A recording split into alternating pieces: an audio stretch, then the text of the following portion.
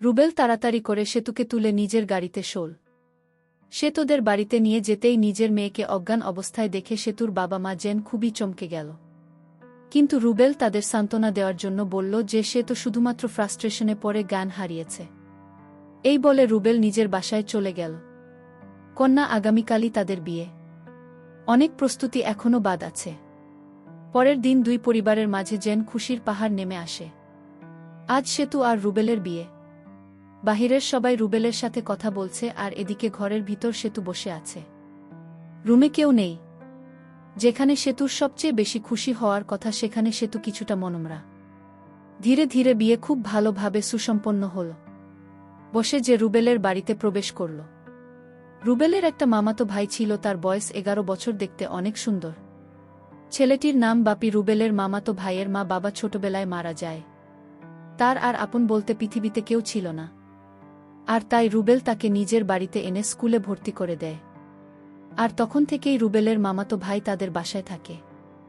যাই হোক, আমি যেদিন রুবেলের ঘরে বসে গেলাম তখন দেখতে পেলাম 11 বছরের ছেলেটি বাপিকে। বাপিকে আমি দেখে অবাক হয়ে গেলাম। আমার রুমে যে ছেলেটিকে দেখতে পেতাম ঠিক রবিনের মতো। আমার মনে হচ্ছে এই ছেলেটি আমার রুমে যেত, কিন্তু কেন যেত তার মতো আমি বুঝতে পারিনি। একদিন ঠিকই বুঝতে পেরেছিলাম, সেটা আবার অনেক কৌশলে। এই বিষয়টা পরে বলছি। আমি তখন ছেলেটিকে দেখে আমি তাকে ডাক দিলাম, বাপি তুমি আমার কাছে আসো, তোমার সাথে আমার কথা আছে। আমি ডাক দেওয়ার সাথে সাথে সে আমার কাছে চলে আসলো। আমি তাকে জিজ্ঞেস করলাম, তুমি কতদিন ধরে বাড়িতে আছো? সে বলল, আমার বয়স যখন 5 তখন থেকেই আমি বাড়িতে আছি। তোমার মামাতো ভাই মানে রুবেলের সাথে যে আমার প্রেম ছিল সেটা তুমি কি জানতে? সে বলল, রুবেল ভাই আর তোমার যেদিন প্রথম সাক্ষাৎ করো এবং ভাইয়া যেদিন তোমার সাথে ফোন আলাপ করে তখন আমি সব শুনতাম, তোমাদের প্রেম সম্পর্কে সব জানতাম আগে থেকেই। আমি তার কথা শুনে অবাক হয়ে গেছি। তাহলে কি এই ছেলে আমার রুমে রাতে যেত? কিন্তু কেন যেত এর কিছুই আমি জানতাম না। তবে কেন যেত এটা আমার জানতে হবে। কিছুদিন পরের কথা, আমি যখন বাথরুমে গোসল করতে যাই তখন এই বাচ্চা ছেলেটিকে আমি বাথরুমে দেখতে পাই। আমি যেদিকেই যাই শুধু তাকেই দেখতে পাই। কেন সে আমাকে ফলো করে? আমার কাছে কি চায়? ছেলেটি আমার দিকে বাজে দৃষ্টিতে তাকিয়ে থাকত। আমি তাকে জিজ্ঞেস করলাম, তুমি এভাবে তাকিয়ে কি দেখছো? সে বলল, আমি কিছুই দেখি না। তবে তোমার প্রতি আমার কেন এত মায়া লাগে জানি না। আমার ইচ্ছা করে 24 ঘন্টা তোমার দিকে তাকিয়ে থাকি। আমি বললাম, কি বলছো তুমি? তোমার কি মাথা ঠিক আছে? সে বলল, আমার মাথা ঠিক আছে, তোমার মাথায় সমস্যা আছে। আমি তার প্রতিটি কথা শুনে আমার অবাক লাগত। সে আমার সাথে অদ্ভুত অদ্ভুত কথা বলতো যেটা বড় মানুষও বলতে পারত না। বিয়ের প্রায় আমাদের 6 মাস হয়ে গেল। এদিকে আমার স্বামী আমাকে বলল, আমাদের একটা ক্লিনিক রেখেছিলাম, সেই বিষয়ে কথা বলতে বা কনফার্ম করতে ঢাকা যেতে হবে কিছুদিনের জন্য। পরের দিন আমার স্বামী চলে গেল ঢাকায়। আমি বাসায় একা। আমার শ্বশুর বাড়িতে ছিল শুধু। আমার শাশুড়ি মা অনেক আগেই মারা গিয়েছিল। তারপর রাতের খাবার খেয়ে আমি আমার রুমে ঘুমাতে গেলাম। রাতের মাঝামাঝি সময়ে আমার ঘরে আমি কারো হাঁটার শব্দ শুনতে পেলাম এবং আমি আমার নিজের বাড়িতে যে বিড়ালটা ছিল সেই বিড়ালটা আমার রুমে দেখতে পেলাম। আমি ভয় পেয়ে কান্না করতে লাগলাম। হঠাৎ করে দরজাটা খুলে 11 বছরের ছেলেটি আমার কাছে এসে বলল, কি হয়েছে আপনার? কোনো সমস্যা হয়েছে কি আপনার? আমি বললাম, আমাদের বাড়িতেই বিড়ালটাকে আমি দেখতে পেতাম, কিন্তু আজ দেখি আমার শ্বশুরবাড়িতে তো এই বিড়ালটা দেখতে পেলাম। আর তাছাড়া আরও একটি কথা হলো, তোমাকে আমি বলিনি এখনো। ঠিক তোমার মতো একটা ছেলেকে দেখতে পেতাম। প্রতি রাতে আমার রুমে কিভাবে আসতো আমি জানি না। তখন সে আমাকে বলল, এটা আপনার মনের ভুল, আপনি মনে হয় দুঃস্বপ্ন দেখেছেন। আমি বললাম, না, আমি এটা বাস্তবে দেখেছি। সে আমার কথা কিছুতেই বিশ্বাস করল না। এর পরের দিন আমি গোসল করতে গেলাম। তখন ছেলেটি আমাকে বলল, আমার একটা কথা রাখবে। আমি বললাম, কি কথা? সে বলল, আমার মা আমাকে গোসল করিয়ে দিত, নিজে হাতে খেতে দিত। আমি আজ 4 বছর যাবত সেই স্নেহ থেকে বঞ্চিত। তাই যদি আপনি কিছু মনে না করলে আমাকে আপনি গোসল করিয়ে দিবেন এবং নিজ হাতে ভাত খাইয়ে দেবেন। আমি তার কথা শুনে অবাক হয়ে গেছি। আমি তখন তাকে সান্ত্বনা দিয়ে বললাম, আরে বোকা, তখন তো তুমি ছোট্ট ছিলে, আর এখন তো তুমি বড় হয়েছ। এখন তুমি নিজে নিজে গোসল করতে শিখেছ, নিজ হাতে খাইতে শিখেছ। এখন তো তুমি বড় হয়েছ, আমার কাছে তার এই চাওয়াটা আমার কাছে যেন অদ্ভুত লাগল। সে নিজেই পারে গোসল করতে, কিন্তু আমাকে বলছে গোসল করিয়ে দিতে। সে বলল, কোনো কিছু বলছো না যে আমি তাকে বলেছিলাম?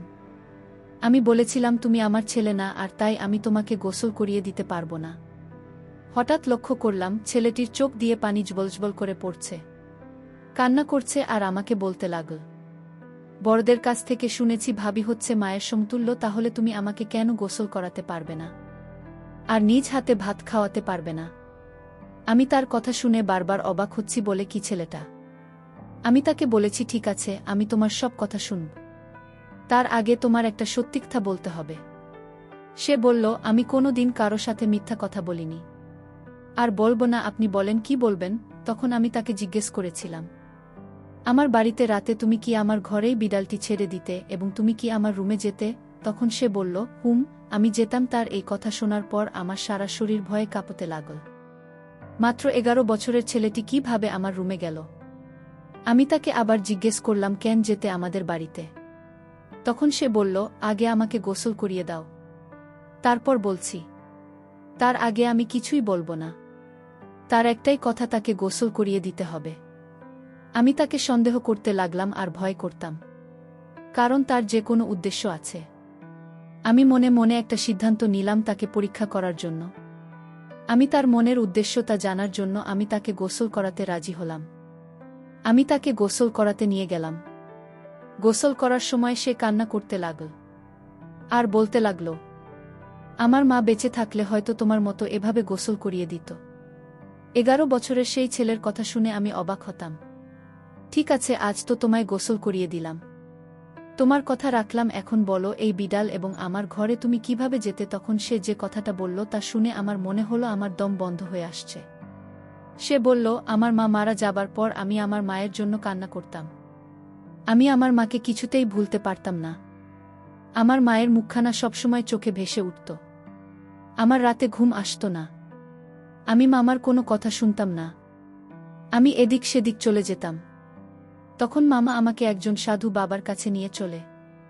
সাধু বাবা আমায় দেখে বলল, এই ছেলে তার মায়ের জন্য পাগল। সে যদি তার মাকে দেখতে না পায় তাহলে কিছু দিনের ভিতরে পাগল হয়ে যাবে। মামা বলল, তাহলে এখন উপায় কি? সাধু বাবা তখন বলল, ওকে আমি একটা পোষা বিড়াল দিব, আর এই বিড়ালটি যার ঘরে থাকবে সেই ঘরে অবিবাহিত মেয়েটিকে সে তার মায়ের মতো দেখতে পাবে। সাধু বাবা তখন আমার মা আমাকে এই বিড়ালটি দিল এবং বলল যে এই বিড়ালটি যার বাড়িতে রাখবে সেখানেই তার মাকে দেখতে পাবে। মামা তখন এই বিড়ালটি দিয়ে আমায় বলল, আমার সন্তান মানে আমার মামাতো ভাই যাকে বিয়ে করব তার বাড়িতে রেখে আসো। আমি তাই করলাম। এরপর থেকে আপনারা দেখতে মায়ের মতো লাগে, তাই আপনাকে দেখার জন্য আপনার রুমে যেতাম, কারণ আপনি তখন আমার চোখে মায়ের মতো হয়ে গিয়েছিলেন। তাই আপনার মায়া আমি কিছুতেই ভুলতে পারিনি। আর মায়ের কিছুটা অভাব পূরণ করার জন্য আমার মামাতো ভাই আপনাকে বিয়ে করে, কারণ গুণী লোকেরা বলতো ভাবি মায়ের মতোই হয়, আর তাই আপনাকে এ বাড়িতে বিয়ে করে আনা হয়েছে।